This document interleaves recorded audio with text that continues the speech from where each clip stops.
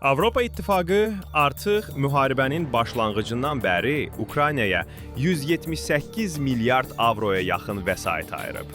Bunu Avropa Parlamentinin İqtisadiyyat üzrə komissarı Valdis Dombrovskis Strasburqda Avropa Parlamentinin sessiyasında çıxışı zamanı deyib. Ümumilikdə Avropa İttifaqı artıq Ukraynaya 178 milyard avro yardım göstərib ki, bu da dünyanın istənilən ölkəsindən çoxdur. Bu məbləğin 62,113 milyard avrosu Avropa Sülh Fondu vasitəsilə Kiyevə hərbi dəstəyə yönəlib. Dombrovskis qeyd edib. O xatırladıb ki, 2024-cü ildə Avropa Komissiyasının təşəbbüsü ilə J7 ölkələri Kiyevə 45 milyard avro dəyərində kredit xətti ayırıb.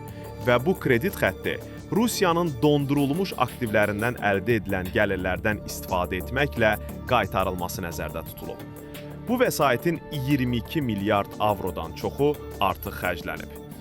Dombrovskisin sözlərinə görə Avropa İttifaqı 2025-ci ildə Ukraynaya təxminən 1 milyon 600 min iri çaplı artilleriya mərmisi tədarük edəcək və onun istehsalını 2022-ci ildəki 300 mindən 2025-ci ildə 2 milyona çatdıracaq. Sonda o, Ukraynanın əlavə maliyyəyə ehtiyacı olduğunu vurğulayıb və təzminat krediti sxemi çərçivəsində dondurulmuş Rusiya aktivlərinin ekspropriasiyasına hazırlığı sürətləndirməyə çağırıb.